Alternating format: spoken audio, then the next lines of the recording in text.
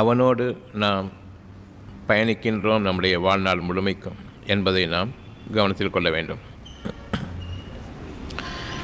எனக்கு ஒரு துன்பம் ஏற்படுமானால் அதனை நீக்கிக் கொள்வதற்கு முதலில் நான் முயற்சிக்கின்றேன்.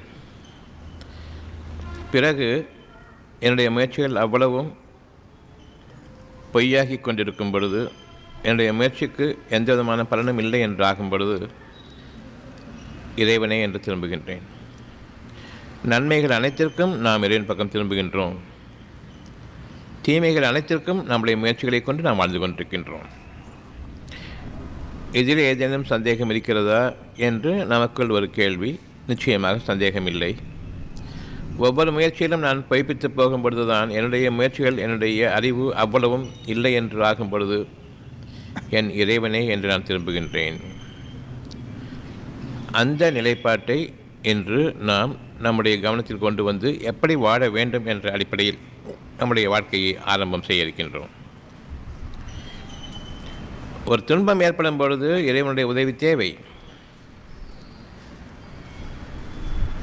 சுகமாக வாழ்ந்து கொண்டிருக்கும் பொழுது அவனோடு நாம் இணைந்து அவனை நாம் அழைத்து அவன் நம்முடன் இருந்து நம்முடைய தீமைகளை நீக்கி சுகத்தை அளித்தானேயானால் மறுகணம் நாம் அவனை மறந்துவிடுகின்றோம்.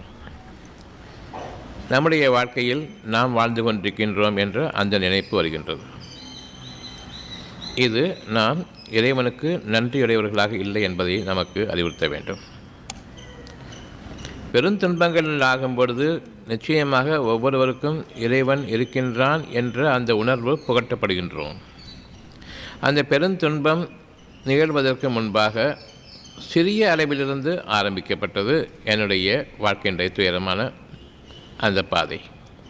நான் என் அறிவை கொண்டு என்னுடைய வாழ்க்கையில் நடைபெற்று கொண்டிருக்கும் பொழுது ஏற்படக்கூடிய அந்த துன்பம் என் அறியாமையின் காரணமாக அல்லது தெரிந்தும் தவறு இல்லை என்று நான் வரம்பு மீறி செயல்பட்டதன் காரணமாக ஒரு கஷ்டமோ வேதனையோ துன்பமோ எனக்காக நிகழ்கிறது. நம்முடைய எண்ணங்களில் நம்முடைய நினைவு நன்றி உணர்வுடன் இறைவனை சார்ந்து நிற்க வேண்டும். எந்த நிலையிலும் நாம் தெளிவாக அறிய வேண்டியது, துன்பங்களுக்கு இறைவன் ஒருவனை தவிர நிவர்த்தி செய்பவனோ துன்பங்கள் ஏற்படாமல் பாதுகாப்பவனோ அவனை தவிர இல்லை என்ற அந்த உணர்வை நாம் மேற்கொள்ள வேண்டும்.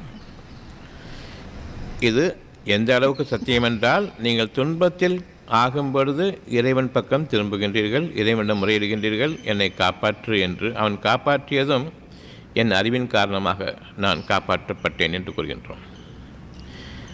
முன்பும் சரி, துன்பத்தோடு வாழ காலத்திலும் சரி, துன்பத்திலிருந்து விடுபடும் போதும் சரி, என்னுடைய கை கால்கள் இயங்குகின்றன.